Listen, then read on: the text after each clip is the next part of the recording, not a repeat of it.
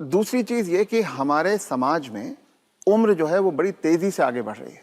जब हम आजाद हुए थे तो 30-32 साल के आसपास की एवरेज एज मानी जाती थी। औसत एज आम भारतीय की उस वक्त सिर्फ 32 थी जी, बहुत कम थी। छोटी मोटी संख्या में कुछ लोग लंबा जी जाते थे, लेकिन आज 75-80 साल तक जीना बड़ी कॉमन सी बात है।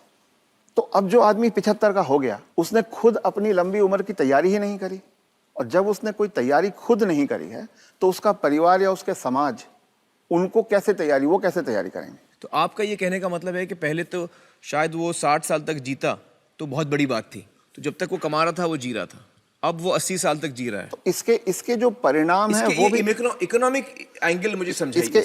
इसके इकोनॉमिक एंगल बहुत भयावह है।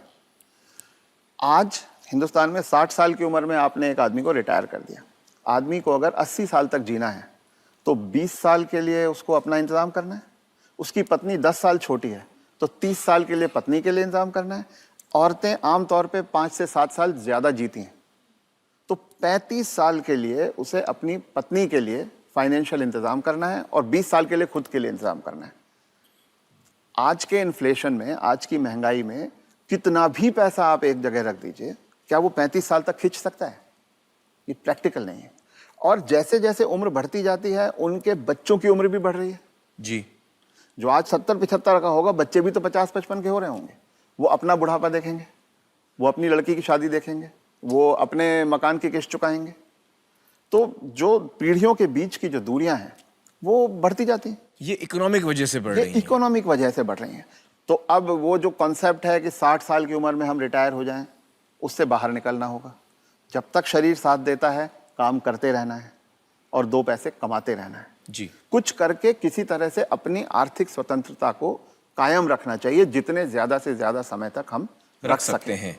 अपने आप को वोकल रखना भी बहुत ज्यादा जरूरी है। अगर मेरी परवाह मेरे परिवार वाले नहीं कर रहे हैं और अगर अड़ोसी पड़ोसी इस बात को जान जाएं तो कोई भी बुजुर्ग कभी भी किसी परेशानी का सामना नहीं करता, क्योंकि तो चुप ना रहें। चुप रथ ना साहब रहें। ये कह रहे हैं कि चुप ना रहें। अगर आपके बच्चे आपके साथ व्यवहार ठीक नहीं कर रहे हैं सबको बताएं। तो आप सबको बताएं। जी। रथ साहब, बहुत सारे जो बुजुर्ग हैं हमारे समाज में, उन पे प्रेशर आता है बच्चों की तरफ से कि आपकी जो जायदाद है या जो घर है या जो प्रॉपर्टी है, जो कुछ भी आपके पास है, वो आप हमारे नाम कर दें। इस पे आप कुछ टिप्पणी देना चाहेंगे? पहला ये कि किसी भी हालत में